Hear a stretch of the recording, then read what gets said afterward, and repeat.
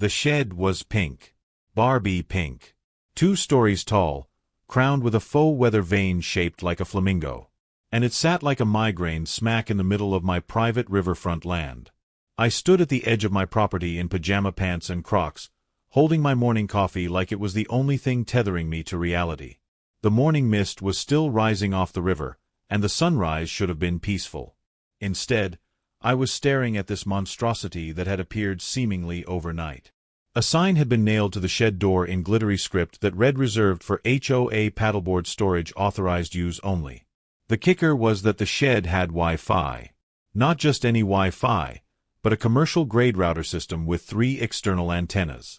I sipped my coffee and muttered to myself with disbelief. Oh, she has lost her damn mind. Let me back up a bit and paint you the full picture. My name is Jeff Darnell, and I am a former marine biologist turned quiet online professor. After 20 years of studying coral reefs and watching them slowly die from climate change, I decided I needed a career change that would not break my heart every single day. I had bought this quaint house in Cranberry Shoals precisely because it was serene, backed by private river access, and not crawling with suburban tyrants. The property came with 3 acres of waterfront, mature cypress trees, and a small dock that I had restored myself over the course of 6 months. Unfortunately, no one warned me about Tiffany Bell Rose, HOA president, self-proclaimed waterside queen, and owner of 17 kayaks and 0 boundaries.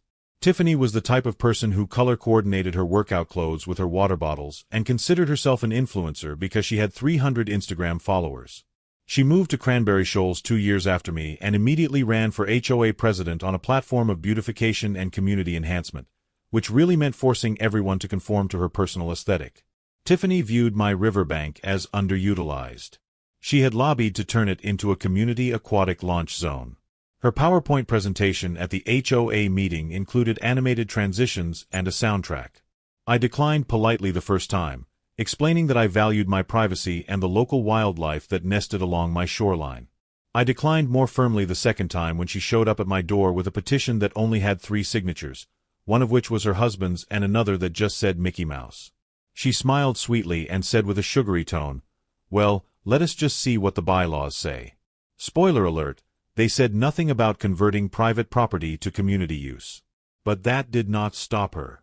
First came the neighborly guilt trips. "You are really going to let that prime shoreline rot?" Tiffany cooed during the HOA picnic, handing me a tuna sandwich I did not ask for and a laminated spreadsheet titled Shared Use Dreams 2025. The spreadsheet had color-coded cells and pie charts showing projected community happiness increases. I politely declined again, but she just kept pushing with that fake smile plastered on her face. She even recruited her book club friends to casually mention how nice it would be to have river access whenever they saw me getting my mail. Then came the mysterious construction noise. Early mornings filled with hammering starting at 5:45 a.m., plywood deliveries at 6 a.m., and a rotating crew of gig workers she had apparently bribed with Starbucks gift cards and promises of Instagram shout-outs. I thought she was doing renovations on her own property at first. After all, she lived 4 houses down and was always updating something. Last year alone she had installed a meditation garden, a butterfly sanctuary, and something she called a chakra alignment station, which was really just 7 painted rocks in her side yard. The construction went on for 2 weeks. Every morning, I would hear the sounds of power tools and smell fresh-cut lumber. My golden retriever, Captain, started barking at exactly 5:45 every morning like clockwork. By the time I caught on to what was really happening, the shed was nearly complete. I had been out of town for a weekend conference about marine conservation, and when I returned, there it was in all its pink glory. It straddled the property line but jutted several feet into my land, which I confirmed by GPS, a plat map from the county office, and my increasingly exasperated golden retriever who kept barking at the intrusion and refusing to do his business anywhere near it. The structure was not just pink, it was aggressively pink, with white trim, decorative shutters that served no purpose, and that ridiculous flamingo weather vane that squeaked in the wind. Tiffany waved from the top of the pink monstrosity with a cheerful voice. "Just a community structure, Jeff. Nothing personal." We voted on it at the last HOA meeting. The meeting she was referring to was one I had missed due to a dental emergency. Later I found out that only 4 people attended, and the vote was 2-2, with Tiffany casting the deciding vote as president. I calmly walked inside, poured myself a scotch even though it was only 10 in the morning, and Googled can I sue my HOA for building a shed on my property. The search results were about to become very interesting.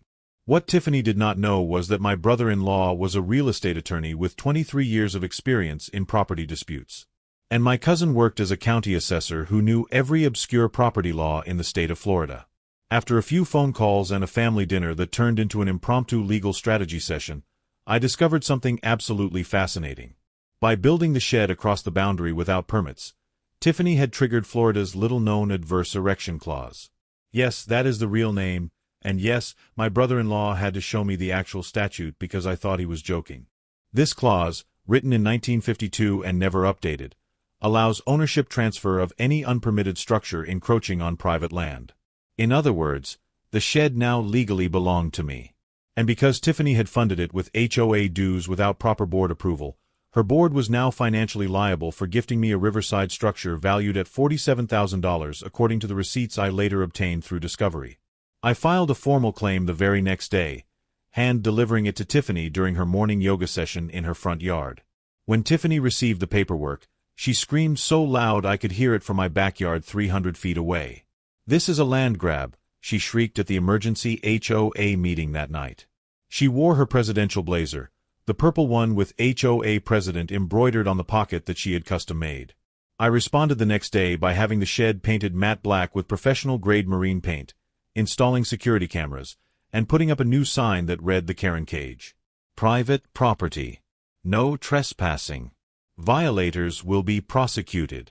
I also added a smaller sign that said former HOA property. Under new management. The HOA board turned on Tiffany faster than you can say special assessment. Angry neighbors stormed the next meeting after learning that their HOA fees had funded a bougie pink eyesore that now served as my personal fishing hut. One neighbor, Robert from 2 streets over, stood up and demanded answers with an angry tone. "You spent $47,000 of our money on a shed that now belongs to Jeff. My HOA fees went up 12% for this nonsense." Another neighbor, Sandra, waved her bank statement in the air and shouted about fiscal irresponsibility. Tiffany tried to reverse the land claim with something she called a president's override motion. She printed it on pink paper with her personal letterhead featuring a cartoon version of herself. Unfortunately, the override form she used was from a Pinterest template for party planning and cited Article Unicorn 7 from something called the Confederation of Happy Neighborhoods. The board members just stared at her in disbelief. The vice president actually asked her if she was feeling okay and suggested she might need a vacation. Meanwhile, my cousin from the assessor's office officially rezoned the shed as a taxable asset under my name. The beautiful part was that since the structure had been there for 3 months already, Tiffany now owed me back property taxes on my own shed. The amount came to $3,427.16. When I presented her with the bill at her front door, her face turned the same shade of pink as the original shed color. She actually tried to pay me with a check from the HOA account, which I recorded on my phone for evidence. Her husband, Bradley, who had been silent through most of this, finally spoke up during a chance encounter at the grocery store. He told me with an exhausted voice that he had tried to warn her, but she never listens when she gets what she calls her visions of community improvement. He also mentioned that she had already spent $8,000 of their personal savings on a lawyer who turned out to not even be licensed in Florida. The lawsuit came swiftly. Darnell versus Belrose and the HOA of Cranberry Shoals. My attorney outlined the charges with professional precision. Trespassing. Unauthorized construction. Misuse of HOA funds. Violation of county building codes. Breach of fiduciary duty. And emotional distress enhanced by the color scheme. We also added harassment charges after Tiffany started leaving angry notes on my car written in glitter pen. During the deposition, Tiffany showed up with her own lawyer, a man named Curtis who looked like he had just graduated from law school the previous week. She tried to claim that I had been negligent with my riverfront property. She actually said with complete seriousness, "He seduced my vision for the riverfront with his neglect. The river wanted to be celebrated, not hoarded." My attorney had to excuse himself from the room because he was trying not to laugh. The court reporter asked Tiffany to repeat herself 3 times because she could not believe what she was hearing. The discovery phase revealed even more damaging information. Tiffany had been skimming HOA funds for 2 years, claiming expenses for community improvement that were really just her personal projects. She had receipts for meditation crystals, essential oils for community aromatherapy, and a $5,000 feng shui consultation for the neighborhood entrance. She had also been taking kickbacks from the contractors, which she documented in text messages that she apparently did not know could be subpoenaed. The trial itself was even more entertaining. Tiffany showed up in a power suit carrying 3 binders of what she called evidence. It turned out to be mostly Pinterest boards of waterfront properties, vision boards she had created, and angry emails she had written but never sent. One binder was entirely dedicated to photos of other neighborhoods' river access points with notes like "This could be us" and community goals. When asked about the permits for the shed, she claimed with confidence that verbal permission from the universe was legally binding in maritime law. The judge, a 70-year-old man who had seen everything in his 40-year career, visibly suppressed a laugh and asked her to clarify. She responded with an indignant tone, "Your Honor, the river spirits guided my hand. I performed a blessing ceremony with sage and everything." The stenographer actually stopped typing and looked up in amazement. The bailiff had to turn away to hide his smirk. My attorney presented our case with cold hard facts. Property surveys certified by the state. Bank statements showing HOA funds used without authorization. Testimonies from 15 board members who confirmed they never approved the project and were not even aware of it until it was complete.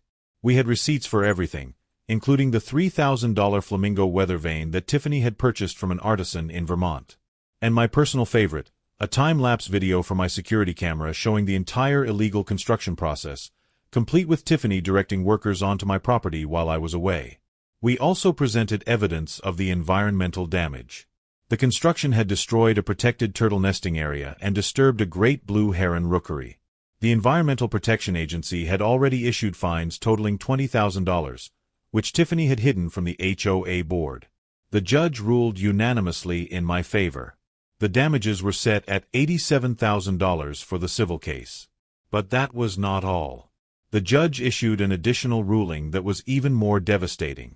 Tiffany was banned from managing HOA funds or initiating any construction-related projects for life.